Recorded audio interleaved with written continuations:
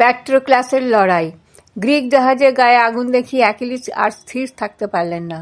নিজের উরুতে প্রচণ্ড চাপড় দিয়ে তিনি প্যাট্রোক্লাসের উদ্দেশ্যে বললেন, আর দেরি করা উচিত হবে না বন্ধু, এখনই তুমি আমার বর্ম পরে ফেলো। ওরা আমাদের জাহাজে আগুন ধরাতে শুরু করেছে। আমাদের জাহাজ ধ্বংস হয়ে গেলে আর আমরা দেশে ফিরে যেতে পারবো না। তুমি এগো, আমি আমার সৈন্যদের খবর দিই। প্যাট্রোক্লাস এই মুহূর্তের অপেক্ষাতেই ছিলেন। অ্যাকিলিসের আদেশ পাওয়ার সঙ্গে সঙ্গে তিনি অ্যাকিলিসের বর্মটি পরে ফেললেন। পায়ে দিলেন রূপোর পা ঢাকা, মাথায় পরলেন শিরস্ত্রাণ, কোমরে বাঁধলেন রূপোর কাজ করা ব্রোঞ্জের তরোয়াল, হাতে নিলেন দুটি বর্শা। কেবলমাত্র অ্যাকিলিসের বর্শাটি ছাড়া আর তিনি সবই নিলেন, কারণ অ্যাকিলিসের বর্শা নেবার মতো ক্ষমতা তার ছিল না। একমাত্র অ্যাকিলিস ছাড়া আর কারো পক্ষে সেই বর্শা চালানো সম্ভব ছিল না। অ্যাকিলিসের দুটি দ্রুতগামী এবং অমর অস্ত্র ছিল, তাদের নাম জ্যান্থাস আর বেলিয়াস। প্যাট্রোক্লাস এই দুটি ঘোড়াকে বাঁধলেন নিজের রথে, সারথি নিলেন অটোডেমকে। তারপর পরিপূর্ণ প্রস্তুত হলেন যুদ্ধক্ষেত্রে যাবার জন্য। ওদিকে অ্যাকিলিসও বসেছিলেন না। তিনি নিজের ছাউনিতে ফিরে গিয়ে তার মর্মিদণ্ডের আদেশ দিলেন রণক্ষেত্রে ঝাঁপিয়ে পড়তে। তারা প্রস্তুত হয়েই ছিল। নায়কের আদেশ পাওয়া মাত্র তারা যেন ক্ষুধার্ত নেগড়ে বাঘের মতো গুহা থেকে বেরিয়ে এলো, ঘনবদ্ধ হয়ে দাঁড়ালো যুদ্ধক্ষেত্রে যাবার জন্য।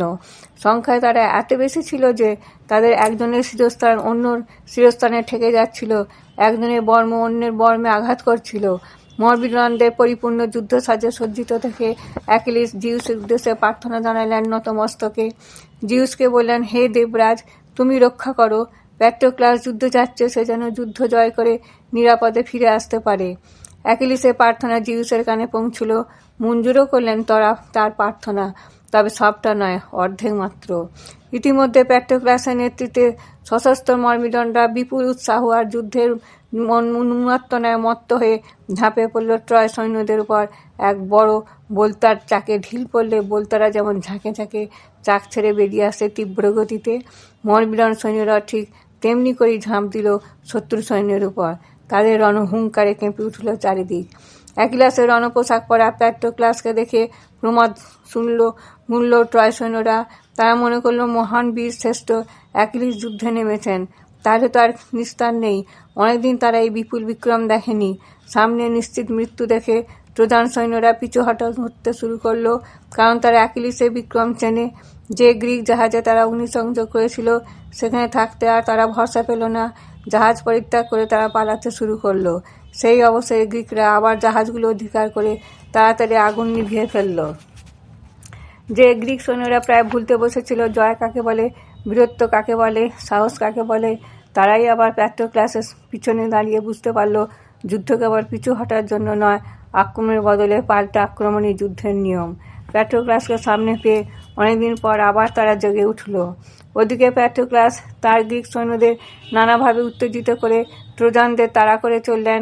সমস্ত যুদ্ধ জাহাজগুলি বৃত্তের আকারে ঘিরে ধরে ক্রমাগত তীর এবং বর্ষা ছুঁড়ে শত্রু সৈন্যকে নাস্তানাবুদ করে তুললেন।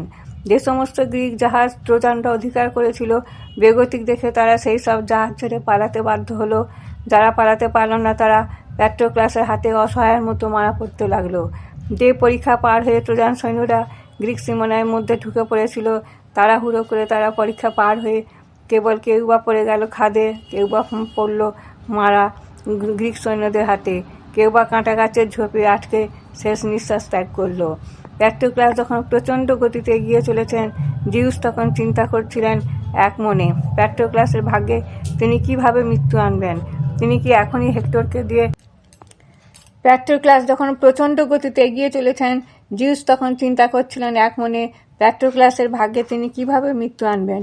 তিনি কি এখনই হেক্টরকে দিয়ে প্যাট্রোক্লাসকে বধ করাবেন, নাকি ট্রয়বাসীদের আরও কিছু দুঃখ ভোগ করাবেন।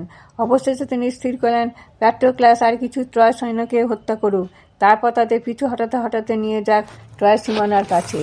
প্রথমেই তিনি হেক্টরকে বাধ্য করলেন রথে চেপে পালিয়ে যেতে, কারণ জিউসের ইচ্ছাতেই হেক্টরের তখন শক্তি অনেক কমে এসেছে। তিনিও বুঝতে পারলেন দেবরাজের কি ইচ্ছা। কাল বিলম্ব না করে তিনি ট্রয় সৈন্যদের পিছু সরে আসার উপদেশ দিলেন। দলপতিকে রণক্ষেত্র পরিত্যাগ করতে দেখে সৈন্যরাও আর এগোতে চাইল না।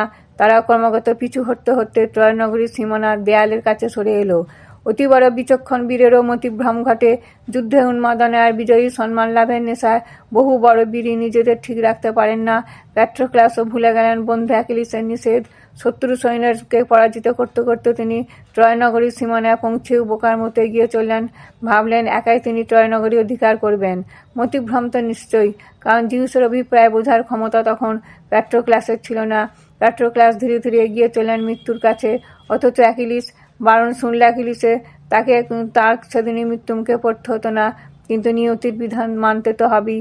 যুদ্ধের উন্মাদনায় প্যাট্রোক্লাস এমনভাবে বর্ষা ছুঁড়েছিলেন যে মনে হচ্ছিল তিনি বুঝি সেদিনই ট্রয় অধিকার করতে পারবেন। 3 বার যখন প্যাট্রোক্লাস নগরীর প্রাচীরের উপর আক্রমণ চালালেন, স্বয়ং অ্যাপোলো 3 বারই এসে দাঁড়ালেন ট্রয় প্রাচীরের কাছে এবং 3 বারই সেই আক্রমণ চুরমার করে দিলেন।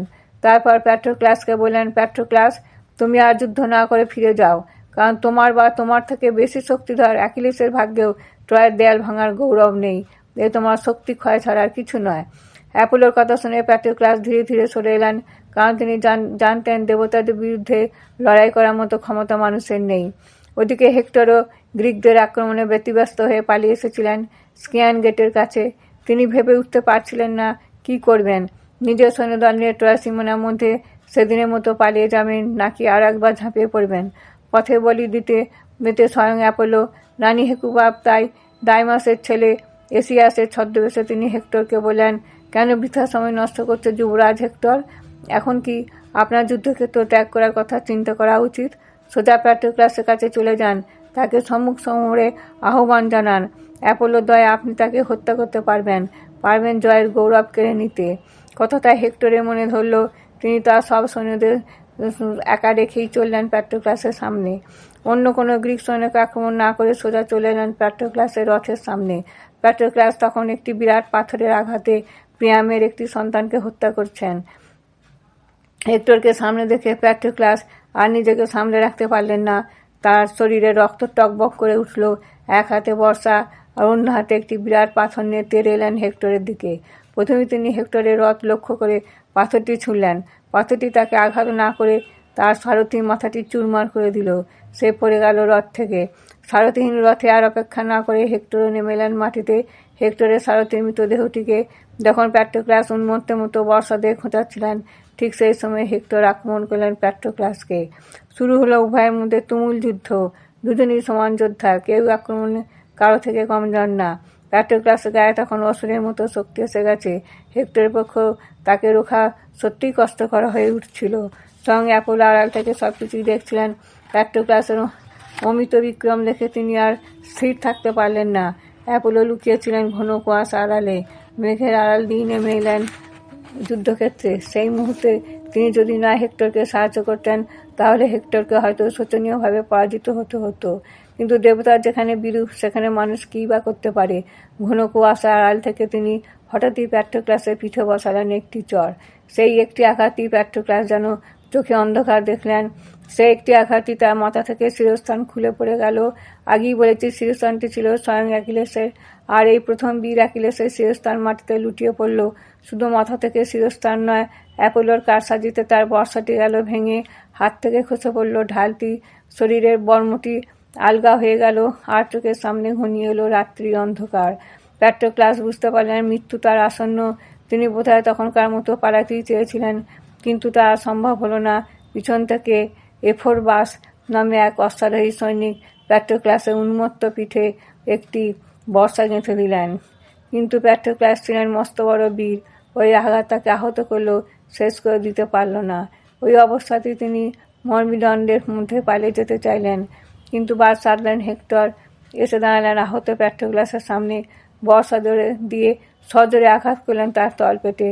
আর দাঁড়াতে পারলেন না প্যাট্রোক্লাস, পড়ে গেলেন মাটিতে। মৃত্যুপথযাত্রী প্যাট্রোক্লাসের সামনে দাঁড়িয়ে হেক্টর যখন জয়ের আনন্দে তাকে ব্যঙ্গ করছিলেন, তখন প্যাট্রোক্লাসের আর কথা বলার শক্তি ছিল না। তবু কোনো মতে হেক্টরের উদ্দেশ্যে শেষ কটি কথা বলে গেলেন। হেক্টর, তুমি ভাবলেন তুমি আজ জিতে গেলে। দেবতারা যদি তোমার সাহায্য না করতেন, তাহলে তোমার মতো 20টা হেক্টরও আমার সঙ্গে পেরে উঠত না। তবে আমার শেষ কথা শুনে রাখো, তোমার এসব গর্ব বেশি দিনের নয়। তুমি দেখতে পাচ্ছ না তোমার মৃত্যু সামনে এসে দাঁড়িয়েছে। অ্যাকিলাসের হাতেই হবে শেষ পরিণতি, এবং তা হবে খুব অল্প দিনের মধ্যেই। আর কিছু বলতে পারল না প্যাট্রোক্লাস। কথা শেষ হবার সঙ্গে সঙ্গে তার মৃত্যু হলো। দৈবী বিপাকে অসহায়ের মতো এক মহান বীরের আত্মা পৃথিবী ছেড়ে চলে গেল হেডেসে।